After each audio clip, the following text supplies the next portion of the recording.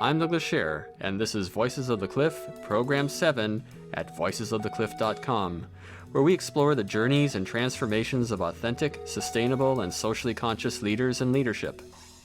My guest today is Daniela Papi, co-founder of PEPI, an international non-governmental organization dedicated to providing and promoting quality education in rural Cambodia. She was a finalist in the 2007 Cartier Women's Initiative Awards for Women Entrepreneurs and is a TEDx speaker. I think raising money is not the hardest thing in the world. I think doing good with that money is way harder, and I think that's it becomes way too easy to start to focus on how to raise more money, and that's because that's the easier part, and because it's sometimes how people judge success is how much money you raise. Well, therefore you stop putting the right energy into actually how you have a positive impact through the work that you do. In this interview recorded in June 2011, we catch up with Daniela as she transitions from 6 years as the executive director at PEPI. She shares her ideas of giving, education, and passionate leadership, along with lessons she's learned on starting and growing an international development organization. I started by asking her about PEPI's agile beginnings. You accidentally got into creating the NGO in 2005? Yep. In 2005, I went to Cambodia with some friends, and we organized a bike trip, and we had planned to cycle across Cambodia for fun and leave something behind in terms of education. So we'd searched around online, found an organization that was building schools, wrote them an email, and decided to fund a school through this trip.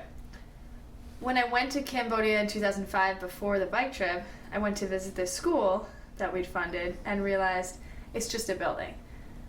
This organization was building schools, and schools don't teach kids. People do, right? So we had you have hundreds of empty schools in Cambodia, you have hundreds of empty health centers, all with foreigners' names on it saying, we're so proud that we built this thing, but things don't really help unless there's people empowered to take care of them and use them and have the skills to actually do the educating or the healthcare or whatever it is that the building was intended to be used for. So I stuck around Cambodia a little longer, and I thought it would just be a little bit, and it's been 6 years. And so now PEPI is an education nonprofit organization with about 45 Cambodian staff working in education leadership in about 11 communities. And we also have an educational travel company called PEPI Tours that funds the nonprofit in part. And do the tours take people to Cambodia, or what's the nature of the tours? The tour company originally was a volunteerism organization. So the idea was you could come to Cambodia, you could give your time, and you could save the world in a week, right? We were selling what people thought they wanted to do, which was, go and help. And what we learned after a year or so of doing this was that you have to learn before you can help. And we were selling a false reality to people that they could come in and paint something or fix something, and people would leave saying, I'm going to save up and do this again. And what we realized is that what we want people to do is come, get angry, get interested, learn, see how their lives, wherever it is that they live, actually impact people all over the world. See how we can travel more responsibly, how we can give our money more responsibly, be more responsible donors, travelers, and people. And so now our tours are more about development education. People come, travel to Cambodia, meet with different nonprofits, learn about water issues, health, education, our whole full range of opportunities to learn, and then they can go back and change the world the other 360 days of the year when they can get involved in something they really want to put the time into knowing about. And so they must come to the tours already predisposed to want to help. So it sounds like you're giving them a little bit more energy, but also do you give them the tools to go and take that knowledge and that energy out and make change in the world? I think we can definitely do a better job at that, and that's what we're working towards, but we definitely provide a platform. I think in general people leave with a lot more questions than answers, and that's really the goal. We read articles every day, we have articles on our bed at night, we discuss those, meet with different leaders and change makers, and get a chance to interview them and ask them questions about how they're and why they're doing what they do. And the idea is to share the lessons that development professionals are learning with people who would be donors or philanthropists or travelers who might have a very myopic look into the realities of what makes change in the world. Mm-hmm. And so it sounds like you also learn from the tourists. Oh, for sure. There's a whole sharing that goes on. I know that that's one of your key mottos, is that we need to learn from failure, we need to learn from successes, and we need to share all of that in order to create change in the world. So what would the tourists have that they could bring to you? What typically could someone bring to you that they could share and help out? Well, our trips have a range. We do cycling tours, which people just need to bring their energy and their smile and their strength and a willingness to learn and have a rural adventure. So we do that at least once a year, and it's kind of usually quite a big 3-week bike trip. And we also work with a lot of school groups. So we're always looking for teachers who want to incorporate development education into their curriculum, into their classroom. So we actually do trips of teachers, so educators courses, and then also trips of teachers and their students from international schools in Asia, from American junior high schools and high schools, and universities as well. And then we sometimes do trips with just individual adults who'll come, and those trips can be customized for any learning target. We can learn about microfinance, we can learn about education, and mostly people come and bring their willingness to learn and share and grow. Mm-hmm. We don't offer really volunteerism experiences anymore. We do take volunteers, but those people usually come for 6 months minimum, mm-hmm. and they work in our office. So we're looking for graphic designers, finance and accounting professionals, people that can work with our Cambodian team and provide additional outlooks and skills and learn as well while they're there and help us grow our organization. Mm-hmm. Well, you talk about the challenges of bringing not just the building but the teachers in. What are the other challenges of bringing other kinds of people in? I'm guessing it's more than teachers. I'm guessing you also had to bring the community in and even potentially the government to agree for you to even be there. What were some of the challenges there? So when we work with Cambodian schools, we only work with government schools. So they already have teachers. They already have a school support committee, which is kind of like a PTA. All schools are required to have that. It's basically the school board, mm-hmm. but it doesn't mean it's active, and it doesn't mean that it's engaged, and doesn't mean it includes everybody who could be a part of that. So one of the ways that we partner with schools is to initially to build up their school support committee so that it has representatives of men and women and different ages, and it has some influential people in the community on that. And our goal is to work with them to identify 3 to 5 problems or goals that they have for their school for that year. Get down to the root cause of that, or the root change that needs to happen, and then they have to come up with a solution. They might apply to us for some of the funding, but we also provide a lot of training around small grant writing and different ways to connect with different partnerships to achieve some of their goals. We don't provide funding for ongoing costs of anything. So the idea would be that if they wanted a library, they could apply to us for funding for books and a training of a librarian, but they would have to provide the librarian's monthly fees. Mm-hmm. And how did you engage with them to start out with? You're a bunch of bicyclists coming to Cambodia.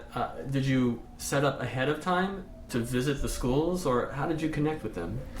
Originally, we partnered with an organization that was just building schools, and so through that partnership, we'd funded the construction of the original school we started working in. That school, and just like with probably many in a developing country, when a foreigner walks in, the answer will always be yes. Mm-hmm. Do you want a school? Yes. Do you want a library? Yes. What do you need? Whatever you're offering, right? So it takes a long time to build the trust that someone thinks that they could be honest with you, and then you're not going to walk away. Mm-hmm. And I think that's always a power dynamic of an aid situation, and it would be very hard to get people to give you their 100% honest opinions, because they will always be afraid that the people with the money will make choices to leave.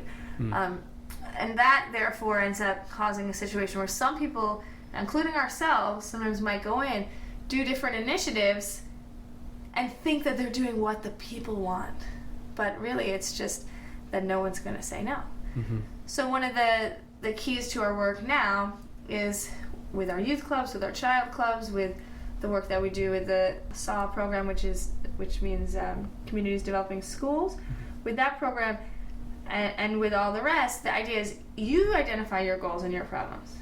You go out and start to make a plan. We'll provide connections to ideas and maybe other people who've done that same type of work, ideas and actions for how to achieve the funding that you need. We'll connect you to those resources and networks that might help you achieve that, but it's your goal and it's your solution, and we'll help you get there.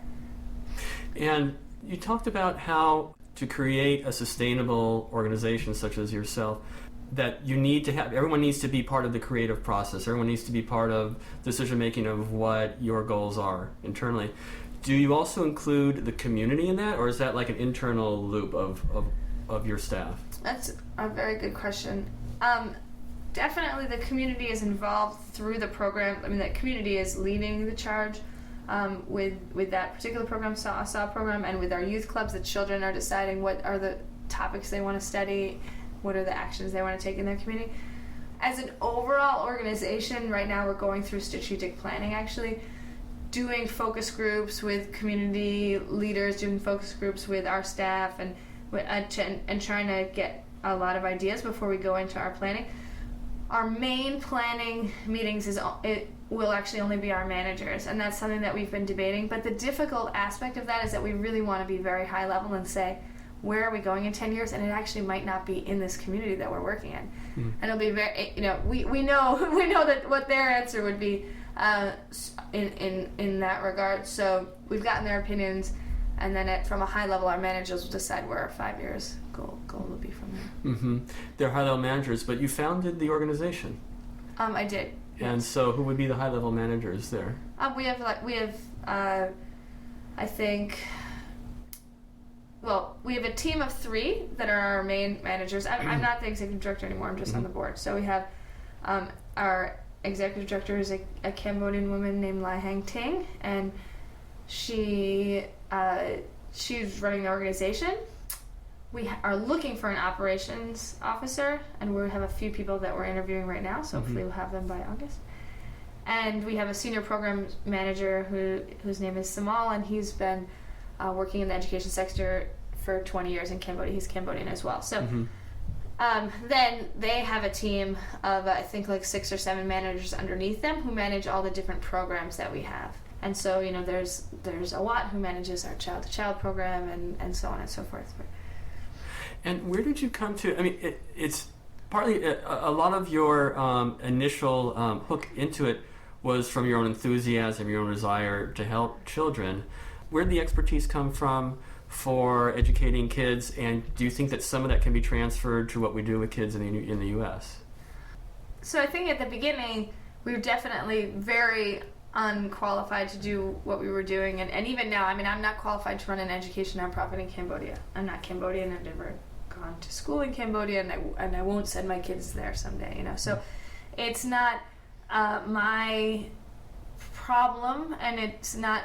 And I'm not going to be the best leader to solve it and lead it into the future. So that's why we spent about 2 years trying to find the right Cambodian director for the organization, and we're very excited about the team that we have right now. The expertise we're building and growing through hiring staff who have that, and through building that within our own staff. Through, like a lot of the trainings that we do with schools are not our staff doing the trainings. We hire people from the teacher training college, hire people from different organizations, bring in people from the outside, depending on what it is. And then some of our staff have become trainers in certain areas as well. My image of Cambodia, and I'm sure it's very antiquated, is thinking about the killing fields in the old Vietnam War era picture. Maybe you could give me a more recent picture of what it looks like there, because it sounds very highly developed from what you're describing. Sure.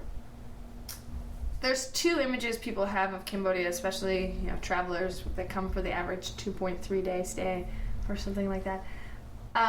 So you have the ancient Angkorian temples from 1,000 years ago, and when Angkor Empire was covering most of Southeast Asia.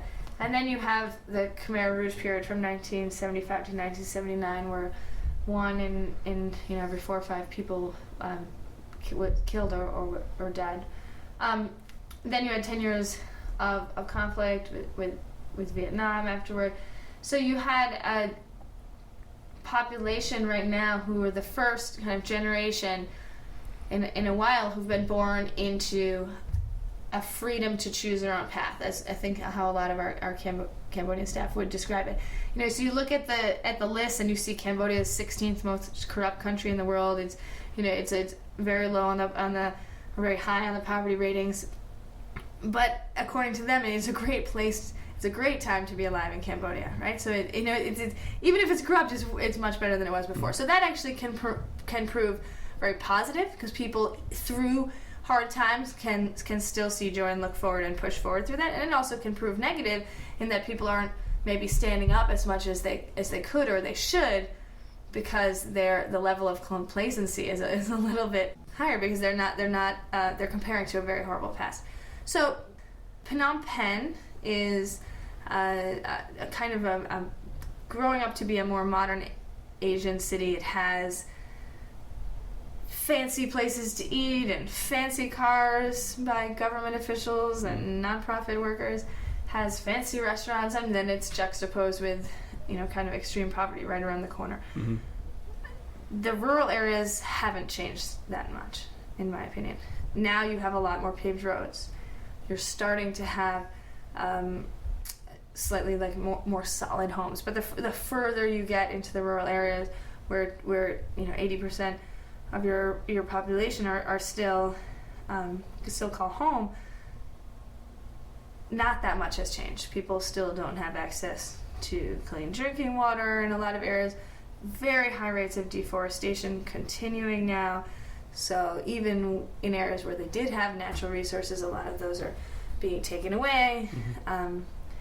So I would say overall, if you look at the cities, you see a very fast growth.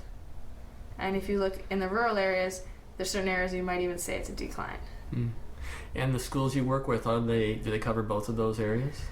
We work in one province, in rural areas only. Okay. In rural Siem Reap province. And I'm guessing you feel some of those additional challenges there.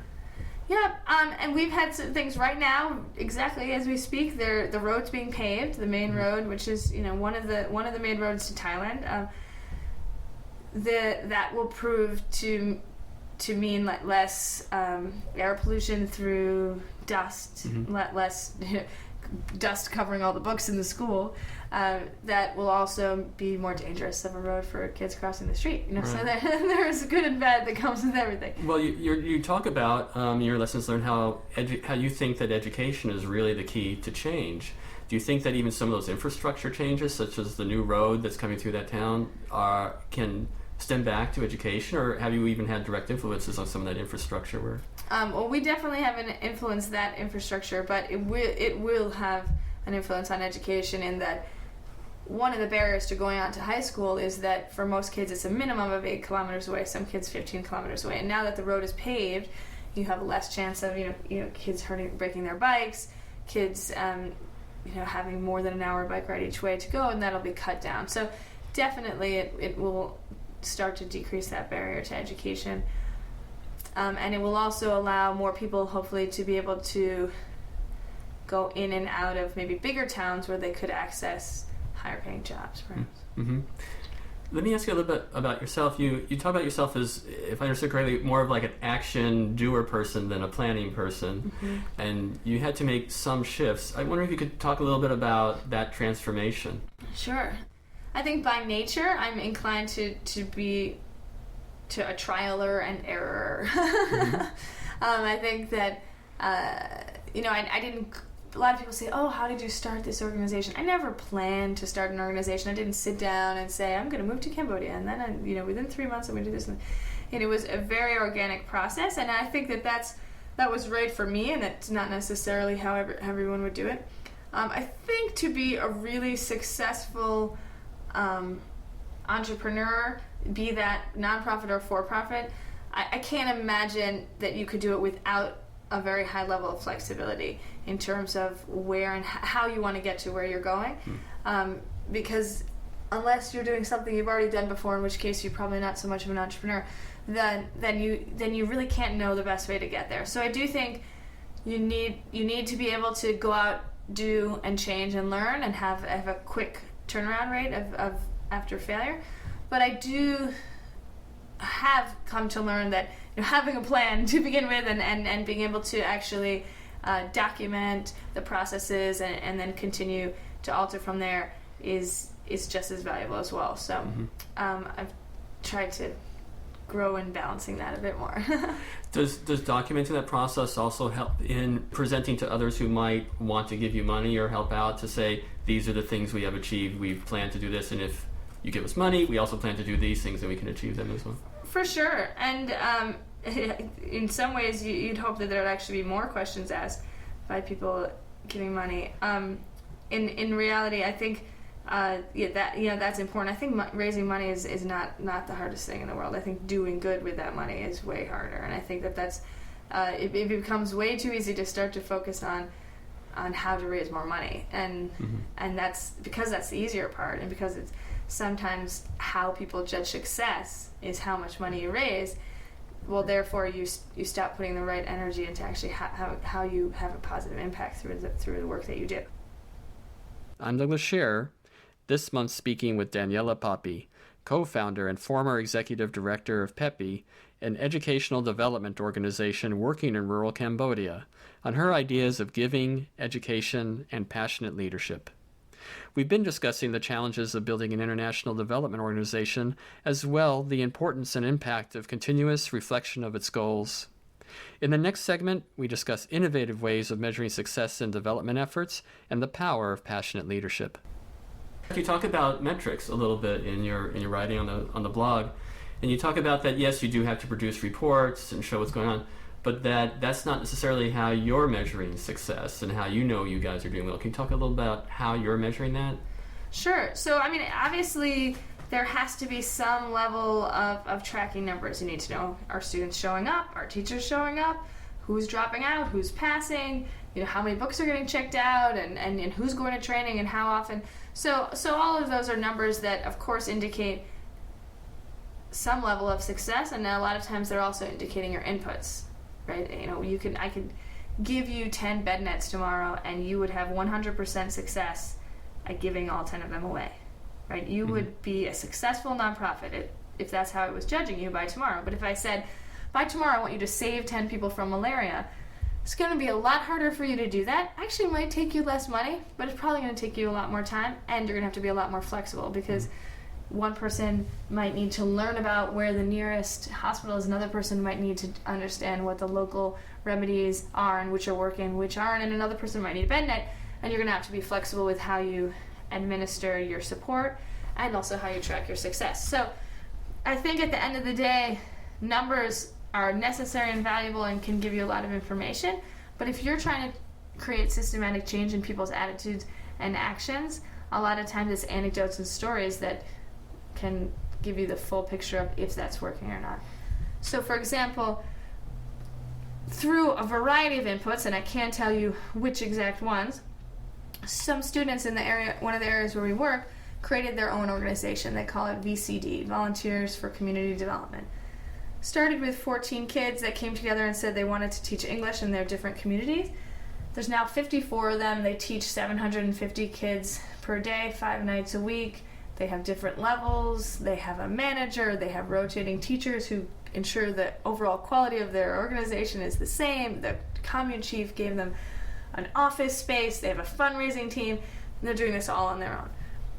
That came from our child leadership clubs, where students go out and help achieve goals in their community. That came from amazing English and creative learning class teachers that they have through our programs in the junior high school. That came from some of those kids going on a learning trip to America and doing a leadership program there. So I mean, we couldn't have written that down as a goal, but that is one of the goals: is students taking action to improve their communities and taking ownership of that process. Well, that's a clear example of how education can change their environment, which is really the bedrock of all the work you're doing, right? Definitely. And I think it's about education and it's about leadership. Do you think you're a natural leader? You came to this thing, you energized it? It sure seems like you're a natural leader. I think I'm naturally very good at sharing what I'm passionate about. So I think I get really excited about the things that I care about, and therefore I'm able to get other people excited about them. And I think that that's a very necessary skill when starting something out where you need to gather support. So, I feel like I've been lucky to have that skill and bring that to our first 6 years of our work and gather smart people who want to give their time and talent to our organization. Now we're at a stage where we need leadership that is organized and thoughtful and maybe a little more slow and steady than the rabbit. Mm-hmm. And so that's the next stage of our organization, is making sure, when we have 47 staff right now, it's very different than having 5 or 10. Mm-hmm. You need different processes, you need different orders of hierarchy, and not necessarily, but you definitely need reporting structures, and people need systems and orientations, and a lot of those things are best created by people who get passionate and excited about creating those systems. So, mm-hmm. So that's the type of leadership that we need right now.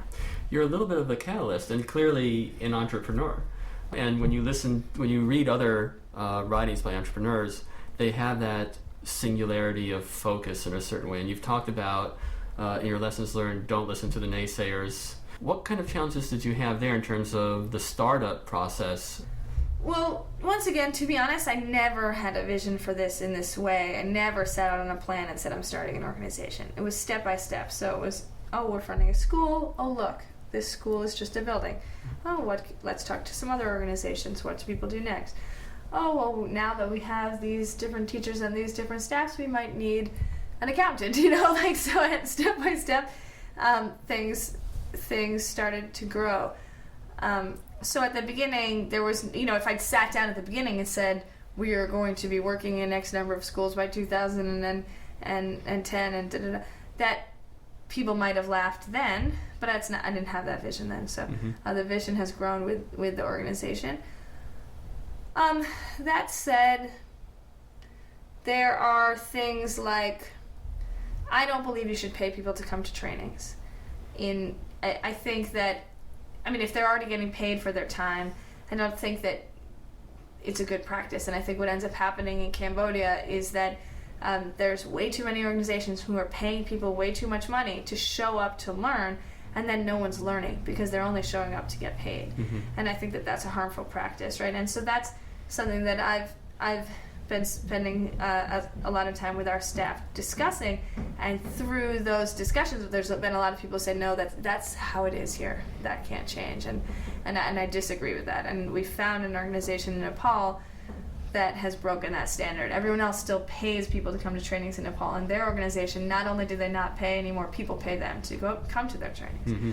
So I think it's possible, but obviously your trainings have to be phenomenal, and you have to build up that brand and that recognition, and you have to be providing quality content that people actually can therefore make more money from in the future from having those new skills, or can be better able to achieve their goals, or whatever that is. So in our context with education, we need to build up systems where whatever we're providing a training around is so useful to the schools themselves that at minimum they'd be willing to send people without being paid. Mm-hmm. And I think that's that kind of belief in not listening to the naysayers is the only way to make cultural shifts when people are so ingrained in one way of doing things.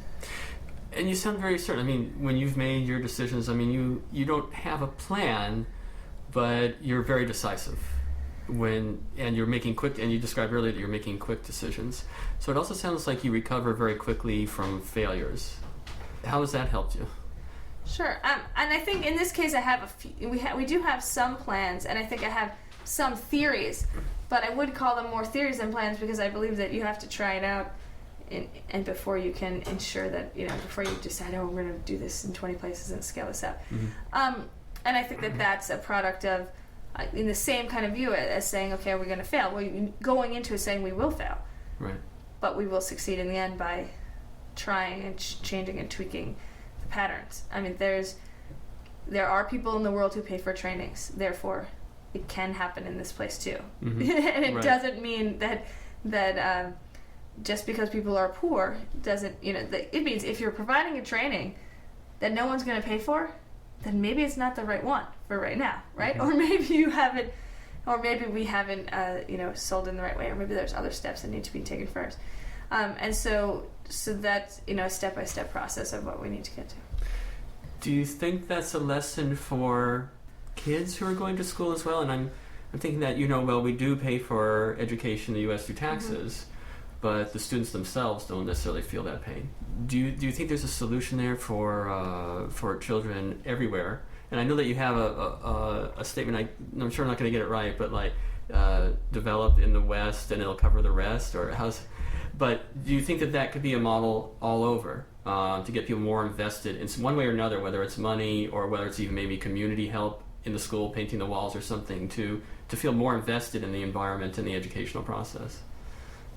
For sure. I mean, I read an article and then ended up watching a video about a school, I believe in California, that allowed their high school students to do a school within a school, create the entire curriculum, decide what they were going to study, how they're going to get there, what they were going to study when, everything. Do their own, figure out what their homework was.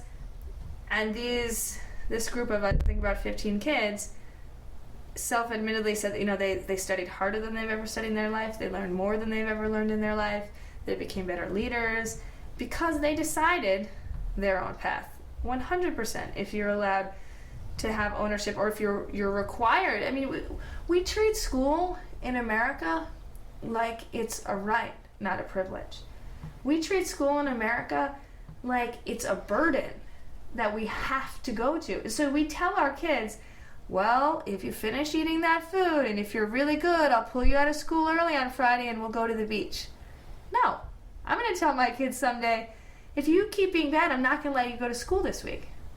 Right? I mean, it's totally backwards. Right. Like, going to school is a privilege. And so the students in Cambodia, they know that, because the alternative is that you're working in the fields, and that's hard and that's hot. And this is their one chance to learn. So they're going to show up, and they want their teacher to show up too, and they want their teacher to be providing them with education because they know that this is their chance to learn. So we are missing that in America, and the more that we can get that back, the more we will save our country's ability to continue to be leaders in the future. Who are you going to save next? You don't really have a next plan, but I'm just curious, you have thoughts of what's going to happen, or it sounds like you're kind of more, I'll see what's going to happen. I think that the only person you can improve in the world, really, is yourself. So first, I'm going to school for the next year, and then we'll see. I really believe in development education. So that quote you said before was basically saying what we need is development education in the West in order to improve our impact on the rest. Meaning, we need to understand how we vote with our money. Every time we purchase something, we are voting for more of that in the world. We can't run around and say, oh, there's too many plastic bottles. Oh my gosh, there's huge, garbage dump in our oceans, but I'm going to purchase this plastic bottle and this wrapped thing. And we do it, and I do the same thing. I complain, but you have to be conscious and say, well, maybe I'm going to purchase less of that. I'm going to start to cut down, because every time we buy something, we are voting for more of that in the world, right? Mm-hmm. And that's the same thing when we travel. Western travelers, myself included, we leave our brains behind. We totally do. We run around. So, for example, in Cambodia, there's a street called Bar Street, full of bars, full of people drinking, and you can look at 10 at night, there'll be someone pushing kids through with a sign that says, come visit our orphanage, support our orphans, and people are handing out $10 bills. You are voting for more orphans to be taken from families, these kids have parents, and walked through the streets to raise money from your quote-unquote benevolence. But we wouldn't do that at home, and we leave our brains behind because we think that people in other countries should have different standards. Like, we want to go visit an orphanage in another country. First of all, we don't have many orphanages in America. We believe in family-based care, right? But if we did have an orphanage here, we wouldn't think that you could just show up and take pictures, right? But we do that in foreign countries, and that needs to change. And also, we need to change how we give. if we're going to buy a car, we do research, we follow up, and it's a closed feedback loop, because if your car breaks down, well, then you're going to do a lot better research the next time you buy one. Mm-hmm. When we give to nonprofits, it's not a closed feedback loop. We rarely understand or know where our money goes. And this is causing huge problems around the world because we're funding the wrong things. And we are throwing our money at solutions that are sometimes causing more harm than good, and a lot of times, at best, doing little to no positive impact. And that's in some areas, if you give to the thing around the corner from you, if you give to your local community, you therefore can follow up and really know if they're using your money well, because your kids are going to that school, you're going to that program. Mm-hmm. If you're giving abroad, we have to ask more questions. And one of the negative impacts that happens is people start to give for things because they think, well, I can't know if they did that training, or I can't know, if they designed that curriculum, but if they built a school and put my name on it, they can send me a picture, mm-hmm. right? Schools don't teach kids. People do. Wells break within 1.5 to 2 years on average in Cambodia. So you have the majority of broken wells with someone's name on it, right? Bed nets are not the cure for malaria, right? Do you hang out in your bed at sunset? I don't think so, right? Other people aren't either. So it's not just that. They're all part of it. It's part of the development. You want your kids to study in a safe building. You need a bed net to be part of your solution to prevent you getting malaria. You need water source, but wells don't provide clean water. You have to have filtration, and you need to have education to make that possible. So my goal is definitely to work on development education as something that improves the way people give, and that we give to invest time in people. We give to provide people with the skills so that they can reach their goals in the future, not so that we can sit around and hand stuff out for the rest of our lives. Mm-hmm. As a traveler, how would I go about, or even as a giver, how would I go about finding more about organizations that aren't local before I give to them? It's a good question, and this is definitely the hardest part. Is really to make that quick and easy. I believe is actually near impossible without being too biased. So you can check on some of the giving platforms. There's an organization called GiveWell.org. They actually only allow about 2% of nonprofits onto their site. They do a really, really thorough process, and they'll show the ones that didn't make it. They kind of will show you why. So if you're looking for a microfinance institution that they think is actually really investing in people, not just giving loans to people to buy TVs, which is fine. People need access to money and access to capital in banks.